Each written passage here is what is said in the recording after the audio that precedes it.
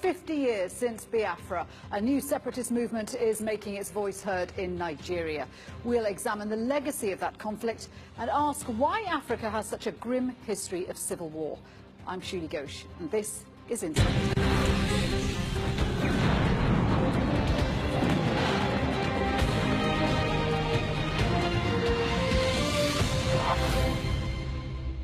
Hello and welcome to the programme. 50 years ago, the leaders of a predominantly Christian tribe in southern Nigeria declared the creation of their own republic, Biafra. 3 years later, and at the cost of 1 million lives, the rebellion was over. But for some, the dream of separation has never died. Insight's Juliana Oleinka reports. These children are orphans. Their mothers, fathers, aunts, uncles and siblings are among the almost 3 million Biafrans who were killed during the Nigerian Civil War. Known as the Biafran War, the brutal battle was fought by Nigerians to reclaim the succession of Biafra, an area in the south of the country, home to many small ethnic groups, but populated predominantly by the Christian Igbos. The Biafran Air Force, small as it is, has stopped the entire oil flow of Nigeria from the mainland world. You think you can limit force once you use it? I've told, in fact, my troops that they are not fighting a total war against an outside enemy.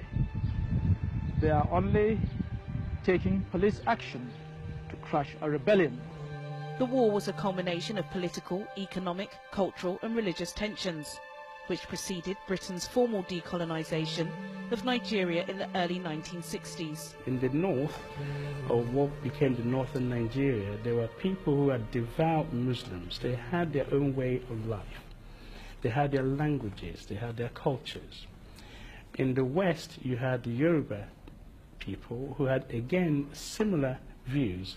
Part of them were Yoruba, part of them were Muslim, part of them became Christians. They were the first group in Nigeria to be exposed to westernization. Whereas in the eastern part, which we call Biafra, were also exposed to what we call this mission exposure by the British. And they also became, if you like, because they had Judeo-Christian values, it was easier for them to take on the Christianity and run with it. So you had 3 different major ethnic groupings that constituted what we call the Niger area, which became Nigeria. The Igbo people, one of the largest ethnic groups in sub-Saharan Africa, developed a strong ethnic identity during Britain's colonial rule. Many of them became enthusiastic in their embrace of Christianity and Western education. The skills the tribe acquired to develop Nigeria led to a series of ethnic clashes. They felt they'd been rejected because they had to set up and build Nigeria. Now, in order to protect themselves, they said, since you no longer want us in Nigeria, because no part of Nigeria was actually safe for them, be it in the north, be it in the west, it's like a gang up. Because they were successful in most things, people felt they were rejected. After 2.5 years of war, Biafran forces surrendered to the Nigerian federal military government and Biafra was reintegrated into Nigeria. 2017 marks 50 years since Biafra succeeded. A revival in successionist sentiment in southeastern Nigeria threatens to undermine President Muhammadu Buhari's vision of a united Nigeria. With terror group Boko Haram waging war in the north and Niger Delta militants attempting to destroy oil production in the south, authorities have warned that anyone sowing discontent or inciting public disorder will be dealt with firmly. There have been accusations from human rights groups that peaceful Biafra activists are being unfairly targeted. There is a feeling among the Igbo community that they are still being marginalized from the rest of the country. We, the indigenous people of Biafra, the present generation of Biafrans, are saying that it cannot continue and justice must be done. It doesn't matter how long it takes. In the end, Biafra will be restored. In many ways, the government has been applauded for its attempts to reconcile its various tribes under immense opposition. However, 50 years on, the legacy of Biafra is still palpable throughout the streets of Nigeria. Juliana Olayinka, reporting for Insight. Well, let's discuss this further. I'm joined in the studio by Ludovica Iacchino, who's an international news reporter at International Business Times UK, covering Africa and the Middle East. And also with us is Philip Iyedawo, who is the UK chairman for the ruling political party in Nigeria, the All Progressive Congress. Good to have both of you here. So this was clearly a very dark time in Nigeria's history. Philip, as a Nigerian, what does it mean to you? Well, I mean, I think that let's look at where we are at as a country. I think we've moved a long way since the Biafra War 50 years ago. I think that also we have to understand that, yes, a number of persons still, feel aggrieved and pained by the outcome of the Biafra War. It is the fact that for any war, for the scars to heal, it takes a lifetime. It takes a very long time for the scars of any kind of war to heal. The First and Second World War are still being discussed. So I think that 50 years, yes, a long time, but in the history of the healing processes that are involved in post-war, it's still a short time. And I think that Nigeria has done tremendously well. It may be a short time, relatively, but are the underlying causes of the Biafran War being addressed? That is a very key and critical question. If I may answer, I would say no. I would say no because the intensity and scope of the issues that led to the Biafran War, they are still there. And I think that Nigeria needs a bold and strong nationalistic leadership to deal with those challenges. Do you agree with that, Ludovica? Because clearly there are still issues there. We've seen Igbo secessionist movements beginning to grow again in Nigeria. Yes, I definitely agree with Philip. There are underlying causes that have not been addressed yet. And when I happen to talk with activists or members of these secessionist groups, what they claim is that, they still feel disenfranchised, they don't feel part of Nigeria, they feel ignored by the federal government. And what they say is that they don't have access to education, they don't have proper infrastructure, they don't have jobs. In fact, President Buhari himself has been accused of following policies that marginalise Igbo. Yes, and this is what people, who call for a breakaway of the so-called Biafran territories are claiming as well. So I think, as Philip said, the government needs to address the underlying causes, the grievances, or needs to engage in a sort of dialogue, because what it seems to be happening at the moment is that, yes, the government is aware of the protest, of this ongoing sentiment, but it hasn't done much. And one of the many grievances is that no one has been held to account for that deliberate policy 50 years ago of denying food and medicine getting into southern Nigeria. So we saw those terrible, terrible pictures of starvation. So many people feel that justice hasn't been done.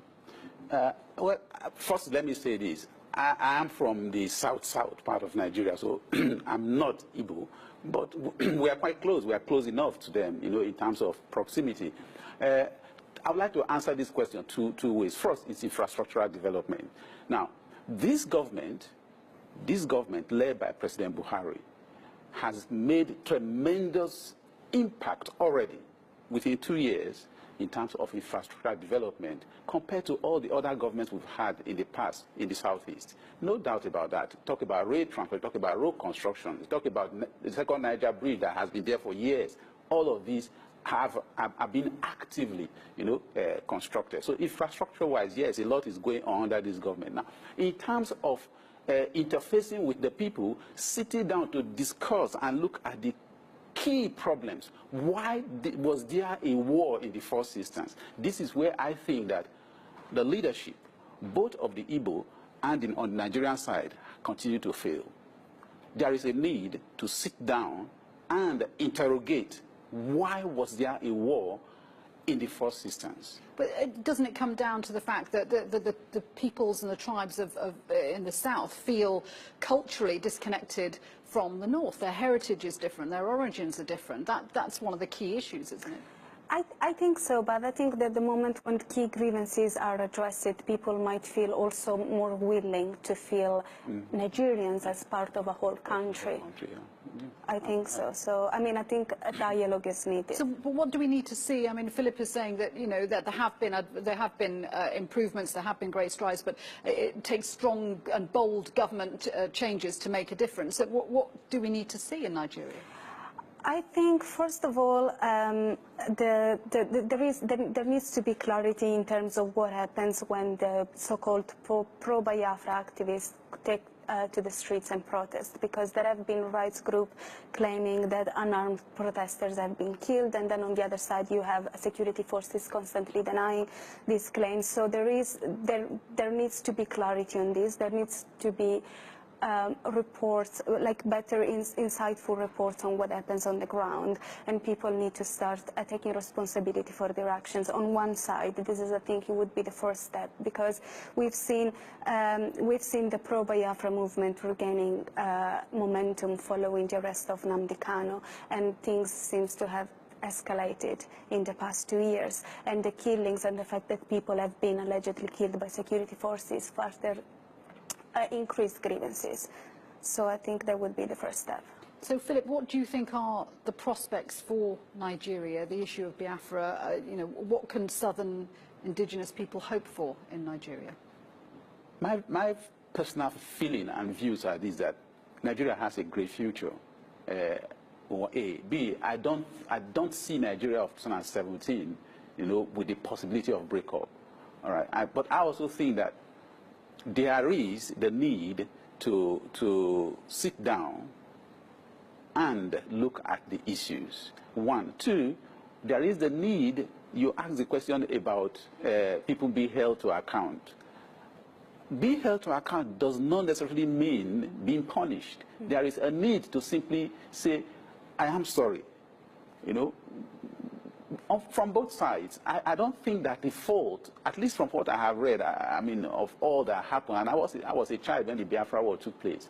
I think that from both sides there were errors and there were mistakes and there were steps taken by both sides that hurt the feelings and the relationship between ethnic groups, you know, in Nigeria. Nigeria is not made up of just 3 tribes. It's made up of a huge number, over 250 or 280 Absolutely. tribes. So it's a huge challenge for any government. But it is a willingness to say, look, we need to sit down and build a nation out of these multi-ethnic nationality groups. And we're going to talk more about tribal divisions after this short break. But both of you, for the moment, thank you very much indeed. Thank you for very that. much, Sylvie. You're watching Insight. Coming up, a look back at the legacy of Africa's civil wars. Stay with us.